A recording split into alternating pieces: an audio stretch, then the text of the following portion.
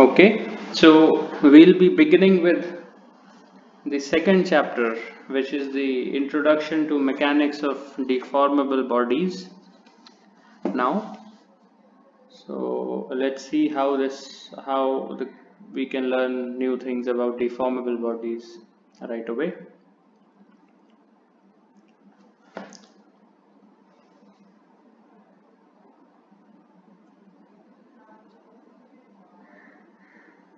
So if you remember the very first class of this course, we had said that we shall analyze the model by 3 steps. Those 3 steps were by studying the forces and equilibrium requirements. The second one would be the study of deformation and conditions of geometric fit, and the third would be the application of force deformation relations, which would be the relationship between force and deformation. So in the first chapter, if you notice, we have limited the case to the first type, in the sense we only studied about the forces and equilibrium conditions and used that to solve our problems. Now in this chapter we will also learn about the deformation and the conditions of geometric fit and how they can be related to the forces to solve problems. So let's see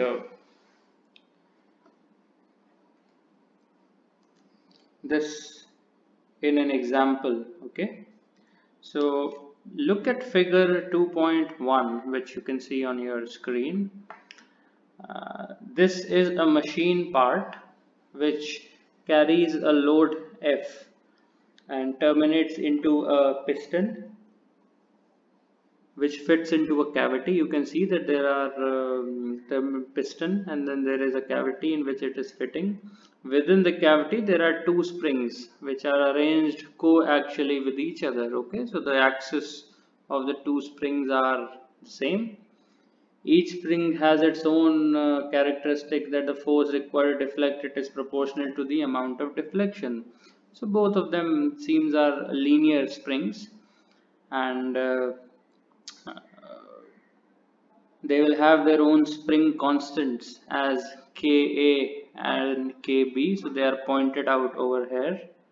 Okay, spring constants, and the length of the cavity is given to you. When the springs are, so we use the symbols K, Kb to denote the spring constants of the 2 springs. When the springs are unloaded, each has the same length L. So the unloaded length of each spring is capital L. It is shown over here. Okay.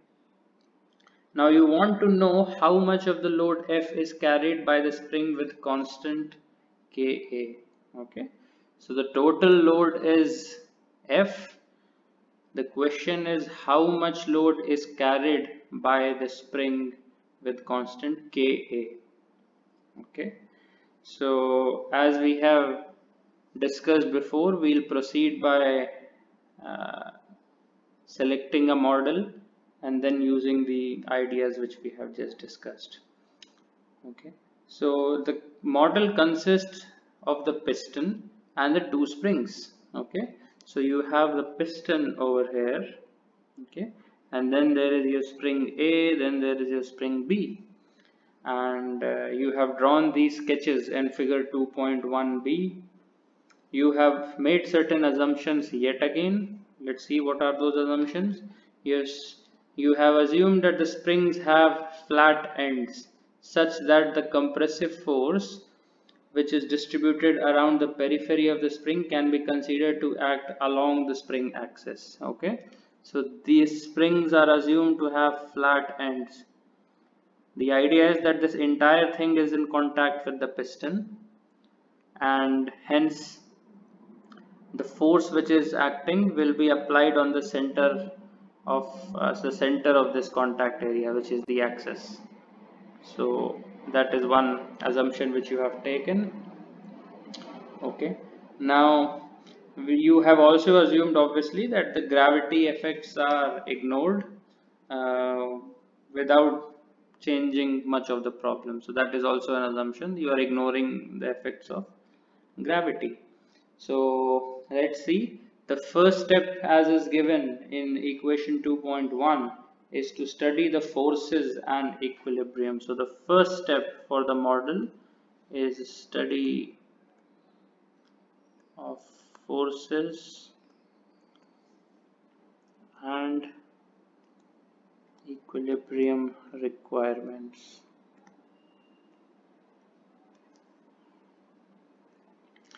So to ensure equilibrium, you have to isolate the body from its surroundings and replace the environment with forces which are the sole effect. So let's see, as you have done before in the earlier chapter. So you will draw a free body diagram, and that is what you have here in this B.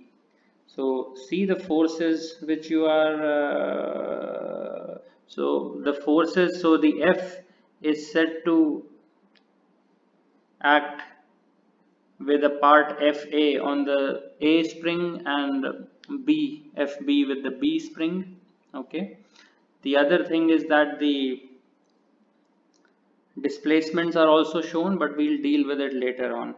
Now, when you are discussing the forces and equilibrium requirements, you want to call equation 1.5 and equation 1.6.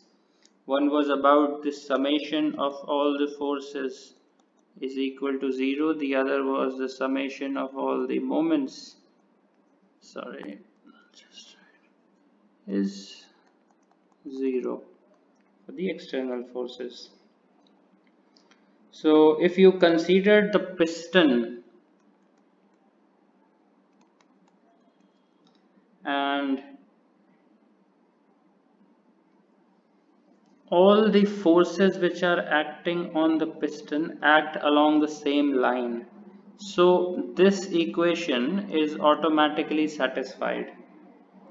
Okay, now you want to write the summation of forces equal to 0, and since all the forces are acting only along the y-axis, you would write the summation of Fy is equal to Fa plus Fb minus F is equal to 0 for the piston.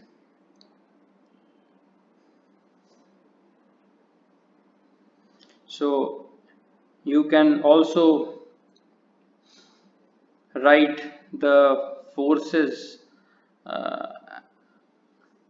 on the springs. So you will have a Fa and Fa oppositely acting along the axis. Again, doing that will ensure that the summation of all the external forces is 0 for this spring. Okay, and also if they act along the same line, that the moments would also be 0. Similar, you would do it for the B spring. Okay, so that's the part about the study of forces and equilibrium requirements. The second is about deformation. So let's do it. Study of deformation and geometric fit. We'll see it at one at a time. So, and this is something which we are doing for the first time in this course. Okay, study of deformation, and eventually we would relate both the deformation and the forces with each other. Okay, so the purpose in studying, as it says in your textbook, the purpose in studying the nature of the deformation and the conditions of geometric fit is to determine what constraints or restrictions these factors impose upon the deformations. You can also say that we want to find the requirements of geometric compatibility with the restraints. Okay, and let's see what that compatibility was. So in this problem, the piston is shown to have a displacement of delta coming down.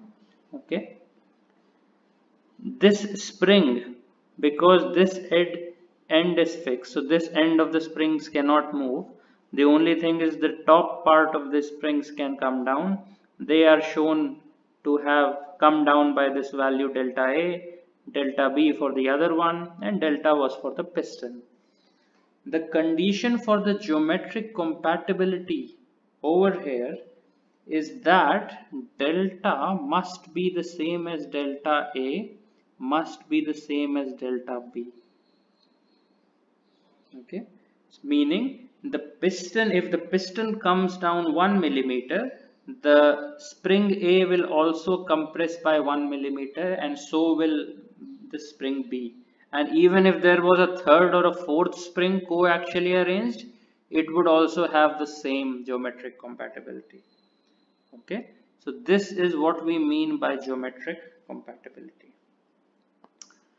Now the third part is the relation between force and displacement.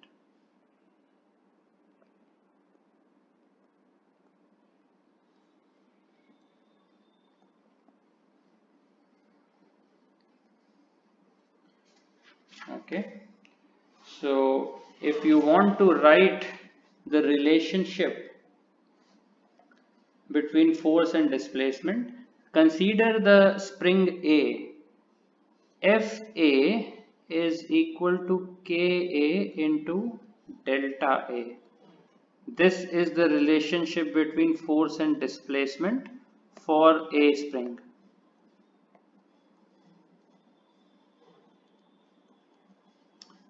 Similarly, since a linear spring B, you can write Fb is equal to Kb into delta B. Okay, so you have done the 3 steps, and these 3 steps are extremely important.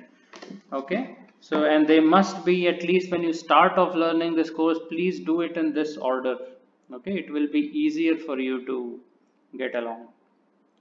So you have done in theory all the 3 things which were required, and all you have to do is now find the how much load the A spring is taking on itself, meaning you have to find the value of Fa with respect to the capital F.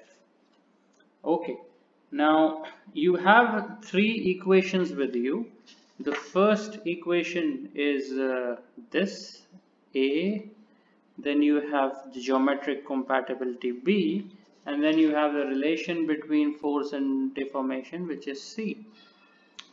So if you use A, B and C, you should be able to find that the Fa by F is equal to Ka by Ka plus B. Okay. So this is the answer to your question, how much of part of the load F is taken by the A spring, that is equal to Ka by Ka plus B. And obviously you can find all the unknowns like the displacement, the deflection of the piston, or the deformation in the spring as delta, that you can also find out. Okay. So this is how you can see this, and this you can extend to several I mean there are several extensions which we can make out of it. So let's just write it as, first of all, Fa by A, and delta is equal to Fa by Ka. I mean, because delta A is the same as delta, that's why we are writing it like this. Okay, and this is equal to F by Ka plus B. This is written using this. Okay, so Fa is written as F by Fka divided by Ka plus Kb. Okay, so there are a few observations which you can make. So if there was a spring, okay, if there was a spring whose stiffness equals to K is equal to Ka plus B, KB, the deflection of the corresponding set would be delta is equal to F by K. Okay. So the net system of the system will be given by Ka plus Kb. So this is called for system springs in parallel. Okay. They have stiffness equal to the sum of the total individual springs, and this you can take in one more way, in the sense you can have n number of springs, and then you would have k will be equal to k1 plus k2 plus kn. You would get essentially the same answer. There is one more thing which you can take out of this. Since FA by F is equal to this, you can always say that the softer of the two springs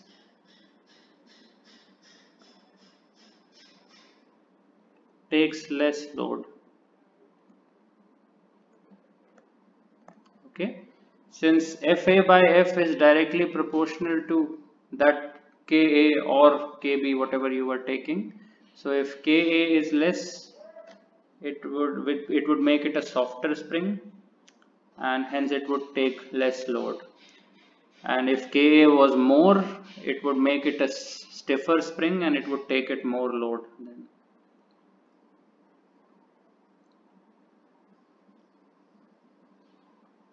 Okay, so that's the sort of start off with this. Now it seems like a very primal problem to us, but I have discussed this for the single most important reason, and that reason is that you must follow these 3 steps. Okay, this was done just for us to learn these 3 steps. Okay, so that's how it is. So there is another sort of variation of this problem, in which the springs are actually in series. Okay, and that is example 2.1b. In that case, the equivalent spring, so equivalent spring over here is like this. For a series case, okay, if you have a piston and then there's spring 1, then there's spring 2, Ka, Kb, your 1 by K will be equal to 1 by Ka plus 1 by Kb, and that would give you delta by Fk if the springs were connected in series. So you can follow the same example and the same method you would do, and that's how you can get rid of this. Okay, so we now discuss a slightly more interesting problem over here, but for that I'll have to rub off on this.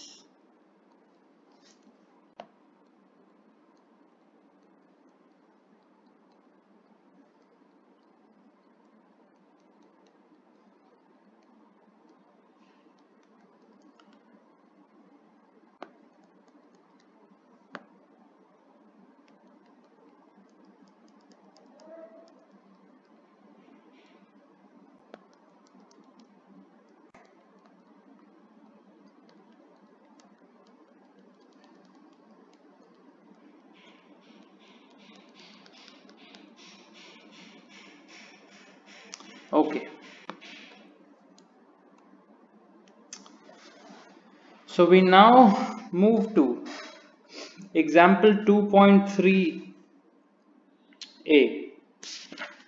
Okay, and this is essentially you have a light rigid bar ABC. So it's a light rigid bar. Okay, so a light rigid bar ABC, It is supported by 3 springs, as you can see, at A, B and C, with spring constants Ka, Kb and Kc. Now before this load P is applied, the bar is horizontal. That's one thing which is told to us, that before the load P is applied, the bar is horizontal. The distance from the center spring to the point of application of P is lambda A. Okay, so that is given. I don't think this should be in a subscript. It should actually be a lambda A, lambda multiplied by A. Okay, so if it appears like this in your textbook, perhaps you should change it. So this force acts at a distance of lambda A from the middle spring, which is B, and needless to say, if lambda is equal to 0, it means that the force is acting on the just directly below spring B. If it is lambda is equal to 1, then it is acting at this particular point. If it is lambda equal to -1, then it acts like this. Okay. Anyways, so the problem is to determine the deflection in the 3 springs as a function of the load position parameter lambda. So you have to find the deflection in all the 3 springs as a function of lambda. And this is quite good in terms of from the perspective of a designer. Okay, in that case you can always analyze the problem very efficiently. What if the load is acting over here? What if the load is acting over here? So you will clearly know how the deflections are varying irrespective of where the load is applied on this entire spring. So it can, lambda can also be 0.5 or 0.25, so it can be somewhere in the middle as well. Okay, so this is how what our objective is. Okay, so we will start off by sort of taking the spring constants as Ka, Kb and Kc. But when we do the analysis in this problem, we will take specific values. So those specific values will be Ka is equal to K by 2, Kb will be equal to K, and Kc will be equal to 3 by 2K. As I've said, this is for just for the sake of numerics. Okay, so we will solve everything in the most general form, but we'll use this at some point. Okay,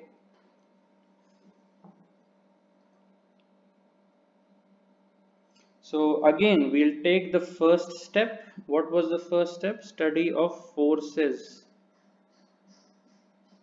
and equilibrium.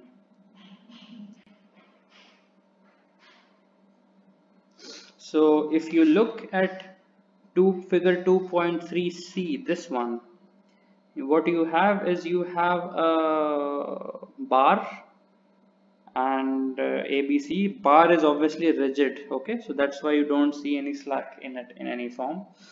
And there are 3 unknown parallel forces acting on the bar. Those forces are FA, FB and FC. P is a load which is acting. It's not unknown. Okay, but there are only 2 independent equilibrium equations. Okay, what are the equilibrium requirements in this case for this C? Forces we have already taken care of. The equilibrium requirements are that the summation of forces in the y direction is 0, and then the summation of moments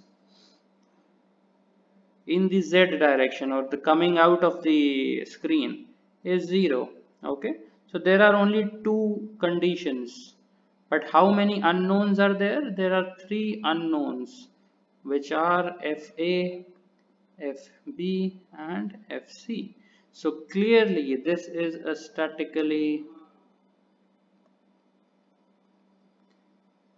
indeterminate.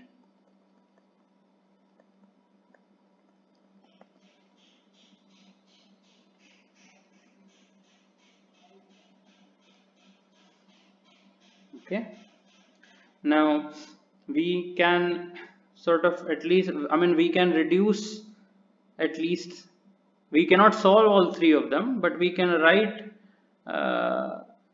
two of the forces in terms of the third one. So that you can do quite simply. Just write the moments about point C and then the moments about point A. That would give you 2AFA is equal to 1 minus lambda AP minus AFB, and 2AFC is equal to 1 plus lambda AP minus AFB. So this is the best we could do. I mean, we could write two forces, FA and FC, with respect to FB, which is also an unknown. Now the second step comes up. This is about geometric compatibility.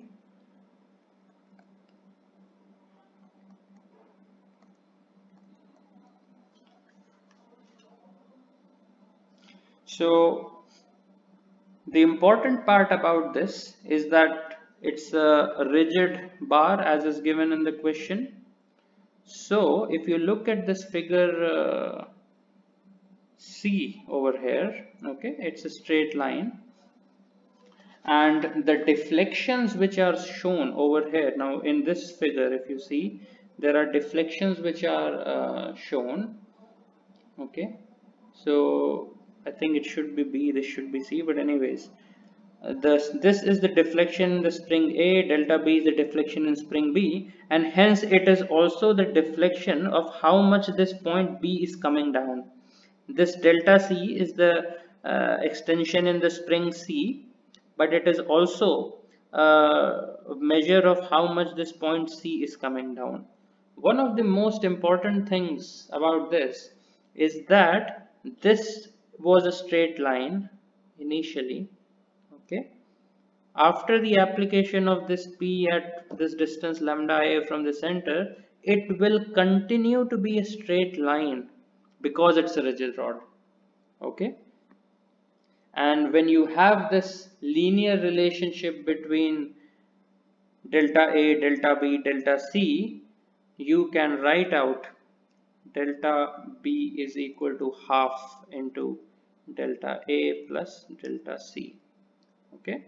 Because I mean, as you already know, to write the equation of a straight line you only need 2 points. So the third point is an extra information for you, and that is contained in this one, okay. So that's the second part of it, and the third part, as you know, is the relation between force and deformation.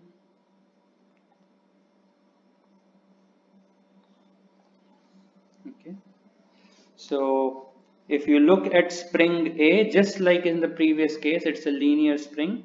So delta A is equal to FA by KA. Delta B will be equal to FB by KB. Delta C is equal to FC by KC.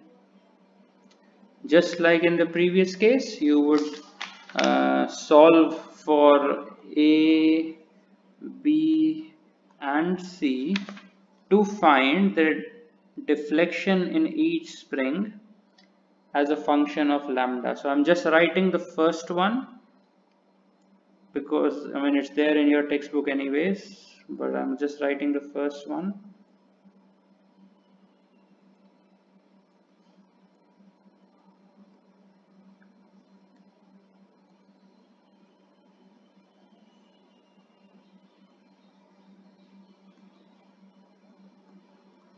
Okay, so this is essentially your answer. You will have a delta B and delta C accordingly. You can check equation D from your textbook. Now that's what the answer gives.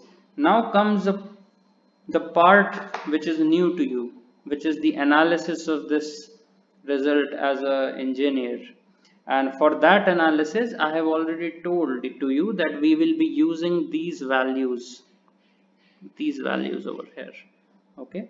So you already have a delta A in as a function of lambda, and now you will substitute Ka, Kb and Kc over here, and you would, and one thing to look at is that once you substitute K, C, KB and KA over here, you will be able to get a delta K by P, okay, and whatever else you get as and it will be a linear function of lambda, okay, because it's a linear function of lambda, because there's a Ka Kb, so this will become a K square, and you will at the numerator you will only have a K, so you will be able to get this easily.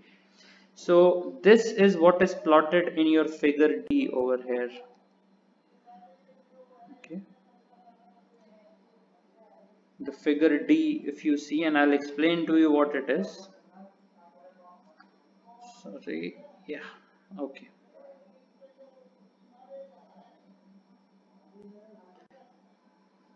Okay, so look at this line. First thing, this is this value, meaning you just substitute K, KB, KC and this, and you will be able to get this graph, this linear graph over here as a function of lambda. Okay, so that would tell you that if you apply lambda, the value of lambda is -1, which is if the force P is applied over here, then the deflection in this spring, A spring, will be equal to 1.5. Okay. Now, if you apply lambda is equal to 1, in the sense your force acts actually over here, then the deflection in this spring, A spring, is equal to this value, which is minus, let's say minus 0.25. So this will be minus 0.25, which means it will actually go up, it will compress. Okay, that's for the A spring. Now look at the, similarly you can look at any other spring, for example C spring. So for C spring, if you apply lambda is equal to -1, meaning you apply a lambda equal to here, the displacement in C, which is delta C into K divided by P, this value will be equal to, say, this one, which is minus 0.252, I don't know what, but as a negative number, meaning it will compress. And if you apply lambda is equal to anything, I mean, for example, if you apply lambda is equal to 0 in the middle of this, then the deflection in C will be equal to, say, you have to go up and then go in this direction, this particular value. Okay, so this is how you have to read this graph, and something which you can easily draw if you had the friction coefficients given, which were given as a part of this question. Okay, so that's how you have analyzed it, and let's see what these analysis actually mean to us.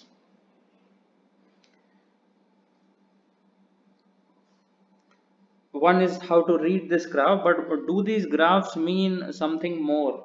And then we have to really get our heads together to, let's see what we can do over here with this. I mean, this graph automatically shows you the deflection in the springs, extension or compression in the spring, and this has been normalized against the applied load, meaning it has been divided by P. Okay, these graphs, linear graphs, okay,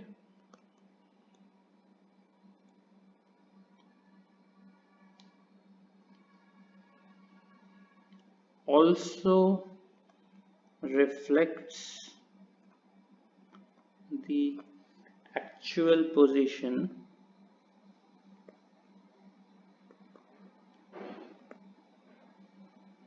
of the bar when the load is applied at point A. So what we are asking right now is for you to focus only on this A line. Okay, please focus only, just ignore the other B and C lines. And how are we able to make this statement? That other than what these lines we have shown the interpretation to be, these graphs also reflect. So this graph, in the sense this graph for this case is A, also reflects the actual position of the bar when the load is applied at point A. How do you see that? So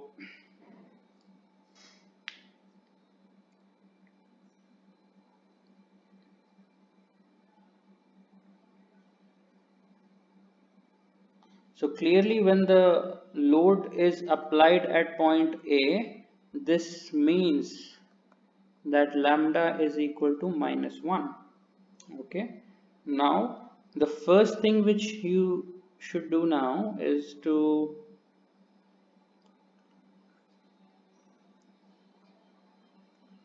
transfer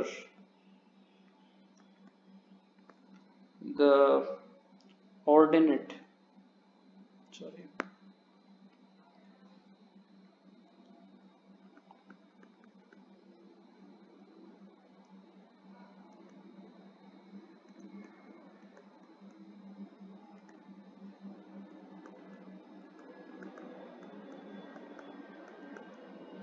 the second thing which you should do, transfer delta B minus 1 to location of B, that is lambda is equal to 0.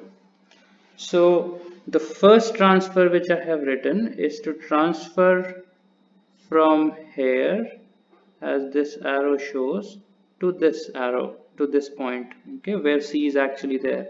And the second is to transfer delta B minus 1 is equal to this point, which is lambda equal to 0. Okay, now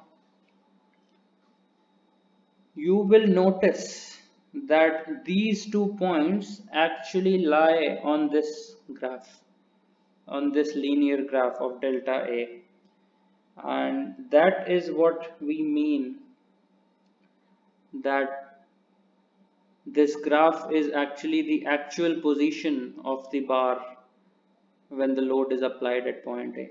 So this bar which you see over here will actually tilt like this when the load is applied at A, which is lambda is equal to -1.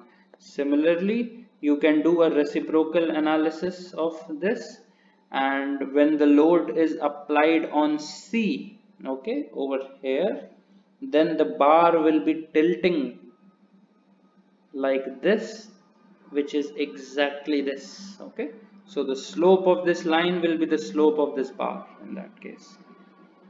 Okay, so this is how you would have to analyze the results contained in these chapters, and I hope parts of it would be coming up back and forth again, but let's all take time to understand all these concepts carefully. Okay, one sort of last point about this is about this point lambda naught. Okay, this, as you see, is some value which we can easily find out. How you can easily find out? I mean, this is just the intersection of 3 lines. Okay, so you can just take 2 lines out of it and find at what point they will intersect. So you can easily find the value of lambda naught, and let me just write out what that value should be. That lambda naught is equal to Kc minus Ka divided by Ka plus Kb, plus Kc, and the delta of that lambda naught will be equal to P by Ka plus Kb plus Kc.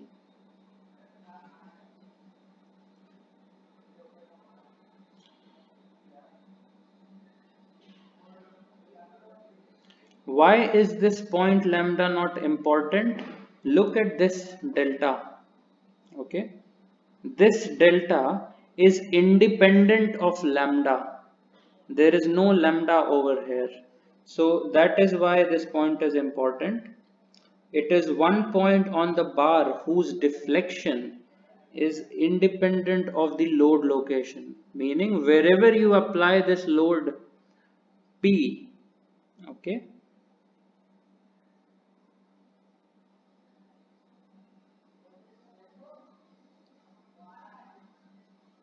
your delta will not depend on it. Okay, so that's the important. I mean, if you see all other deltas like delta A, delta B, delta C, they will all have lambda linearly somewhere with them. Okay, but this one does not. So that is like a pivot point for the bar as the load position is varied. So this is what lambda is, and in these examples, let's sort of quickly conclude what you have seen. You have seen that if you have more unknowns and less conditions, it's a statically indeterminate case, and if you can find it using just the forces in equilibrium, you call it a statically determinate.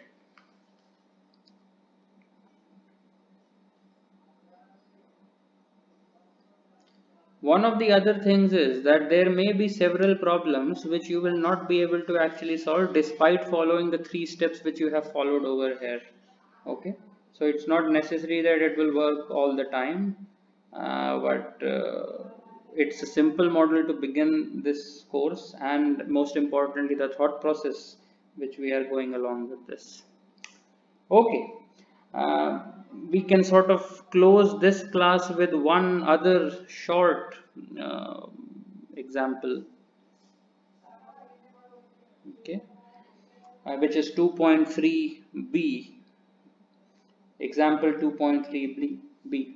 So there's a rod which you see over here, and you have to find the various quantities such as axial force in each member. So you must find the axial force in each member.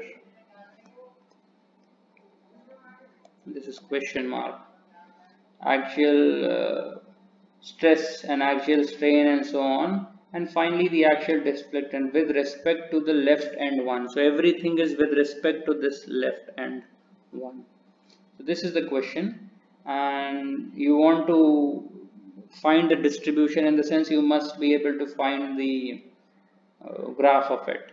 So all the information is contained within, in the sense you have a P1 equal to 20 kilonewtons acting, P2 is equal to 30 kilonewtons acting, this length is 1 mm, this length is 2 mm, and clearly the Young's modulus are different, and hence they are made up of different materials. So this rod is different than this rod, and the areas also are different over here.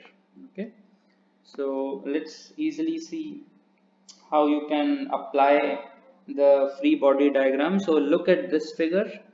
What it does is it takes both the systems separately. So it first takes this part, and then the second part is taken like this. So if you want to write the summation of external forces equal to 0, for the first case you will write P1 plus A is equal to 0. Okay, and this would automatically mean that the A of X is equal to P1 minus P1, I'm sorry. Okay, so oh, I'm sorry, we should not actually see it like this. I'm sorry. Okay, so I'll go through it over again because we had to make a cut in this one. So what we do is this. There is a simple free body diagram for a section at x from 1. So this distance is x from 1. So this x is measured from over here, and this x, as you know, can go to 1 meter, can go to 3 meters, can go to 1.5, can go to 2.5, wherever. Okay, so this is the whole point. And then you have the remainder part of it, which is essentially 3 meters minus x. Okay, so this would be 3 meters minus x. Okay, so this means you are cutting it anywhere, and hence you can find. So if you are able to find A, this would mean it is the force at a location x from 1. Okay, so that way you write P1 plus A is equal to 0. This implies A of x is equal to minus P1 for the equilibrium of this part, which is of length x. Similarly, you go from 2 to 3. Okay, so this was for this first part. Anywhere when this, now you again have this 2 to 3, and you can repeat the same analysis between 2 to 3. You can take a value of x, and in that case you will have ax equal to p3. Okay, and over here, and this would mean that ax will be equal to minus p1 for any x between 0 and 1 meters, and this will be equal to p3 for x between 1 to 3 meters. So you have to consider two materials separately, and if you want to plot this on the x, so this is x equal to 0, this is x equal to 3 meters, this is x equal to 1 meter. So this will be minus P1, which is what, 20 minus 20 kilonewtons. Okay, and this would be between 1 to 3, this value should be 10 kilonewtons. Okay, so that is what the axial force distribution is. We will find the actual axial stress and axial strain later on, but essentially these areas which you have and the lengths which you have, you can automatically do it. In the sense you want to find the axial stress, so you just take ax and divide by that particular area, which can be either a1 or a2. Okay, similarly the axial strain you can find out by writing the displacements, the delta in the first part divided by the length, which can be 1 meter or 2 meters essentially. Okay, so that is something which we'll do later on, but for now I think this is the first step which we can take. So in the next class we should begin with some discussions on the uniaxial loading and deformation, some slightly more complicated things which we'll be learning in the new class, and then we'll be continuing forward to the statically indeterminate situations as well, something which we were not comfortable solving earlier, but soon with these steps 1, 2 and 3 which we have learned in today's class, we'll be able to solve. Okay, see you next in the next class. Thank you.